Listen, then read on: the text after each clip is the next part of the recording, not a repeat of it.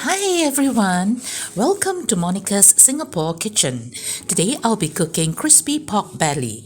It has crispy and crackly skin and layers of luscious juicy meat underneath. I will be revealing a secret ingredient which I will be adding to my pork belly. This addition results in a rich, slightly sweet, slightly salty pork belly bursting with umami flavor. Come along with me to see how this dish is prepared. Here I have 1.5 kg of pork belly. So we're going to cut it into a regular rectangular shape. Ask your butcher to choose a piece that has a thick skin and 5 distinct layers of alternating fat and meat. So this is a perfect piece to cook our crispy pork belly. So we are going to boil the belly. So put in about 4 cups of water. So for me it's 4 cups to bring it to half the height of or the thickness of our pork belly. The process of boiling is to soften the skin so that it will be easier to poke holes onto the skin later on. So we're going to boil the skin for about 1 minute. Then 1 minute later it changes to a pretty white color, and turn it over and boil it for another 30 seconds with the meat side down. Now this boiling also helps to remove impurities and the gamey smell from our meat. So then take it and put it aside. And then the next thing is for us to dry our pork belly. So use a piece of kitchen paper, wipe dry all over. So after drying, we are going to poke holes. So we can use a satay stick to poke holes, 1 satay stick to poke holes all over. And if you want it to be a little bit more efficient, you can use 2 satay sticks at one go, so it will poke the holes even faster. Something like this. So to be even more efficient, we can also use this tool called the pork skin stainless steel tool. It has 19 sharp spikes. I bought this from a kitchenware shop for about $3. You can also get this online.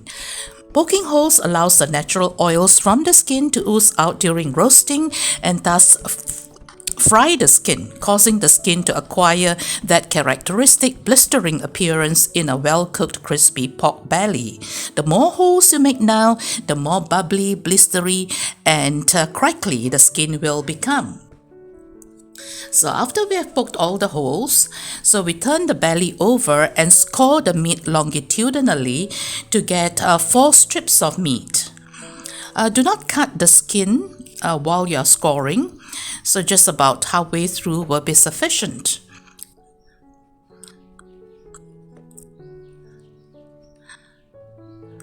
Okay, then turn the belly 90 degrees and score into cubes. This scoring ensures that the marinade gets all the way into the meat.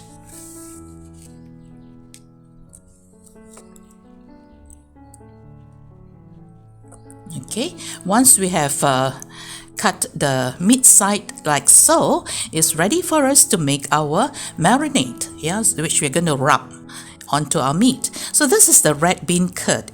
This is the secret ingredient that I was talking about. It has a strong umami taste, salty, mildly sweet. The texture resembles that of cheese. It imparts a flavor bomb to our pork belly. You can buy this from an Asian supermarket or get this online. So we need 1 cube of red bean curd together with 1 teaspoon of red bean curd gravy. So other ingredients are 1 teaspoon pepper, 1 teaspoon 5-spice powder, 2 teaspoons of sugar and half teaspoon salt. So what we need to do now is to crush our red bean curd and mix all the ingredients thoroughly. So then rub this marinade into the crevices and the cut lines, along the cut lines, as well as all over our meat.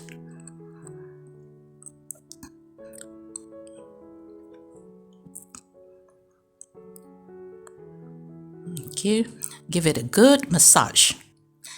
All right, so once this is done, we are going to then put the meat on the other side, turn the meat to the other side and put it into an oven, proof container just about the size of our piece of meat. Okay. Then I use about 1 tablespoon of salt and I spread the salt on the skin to allow the salt to draw out moisture, thus resulting in a more crispy skin. Yep, just spread it out all over. Yep. So try not to get to the meat, otherwise the meat will become too salty. So then we are going to allow it to stand for 20 minutes to allow the salt to do its thing. So 20 minutes later, you can see that it is moist and it's shiny and wet. So this is a time to use our kitchen paper and wipe the excess salt as well as the moisture from the skin. So you can also use a paring knife to scrape it. Any additional or excess salt will be removed, otherwise the skin will be too salty. Okay, so you can see there's all this salt that we want to remove it. Okay, then you slather 1 teaspoon of white rice vinegar. This vinegar helps to soften the skin and to help remove additional moisture from the skin. All these steps help to make the skin more crispy. So we're going to put the pork uncovered near the fridge vent for at least 12 hours to dry the skin further.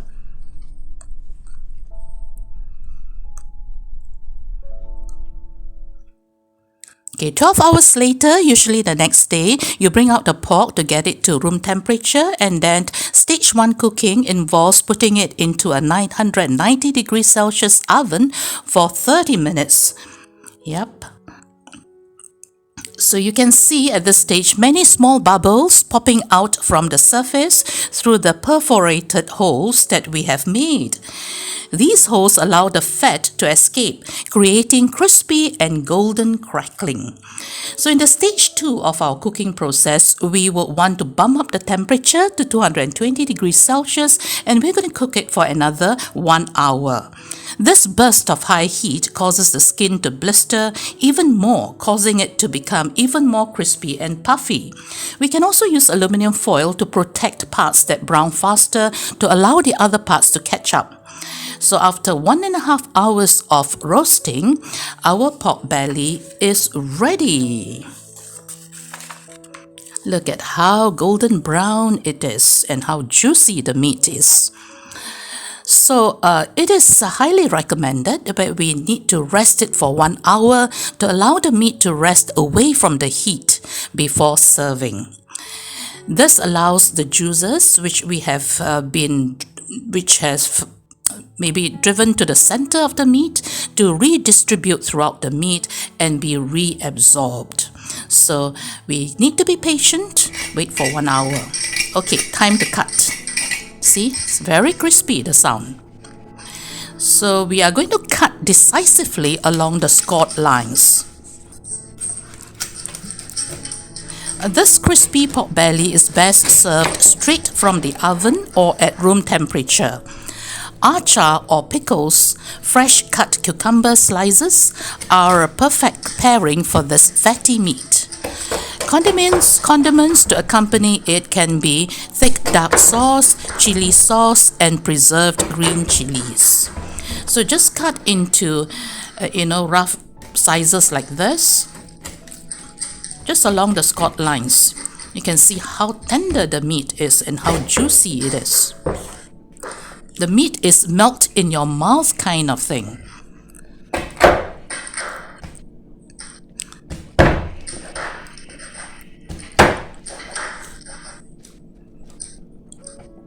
It's best eaten while it is still slightly warm, then it's very crispy. Okay, so let's try one piece. Yeah, let's see. Time to taste.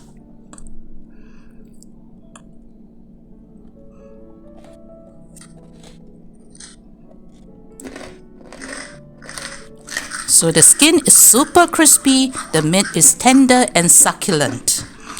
Hope you will try cooking this dish someday. Thanks for stopping by, my friends. And as always, happy cooking!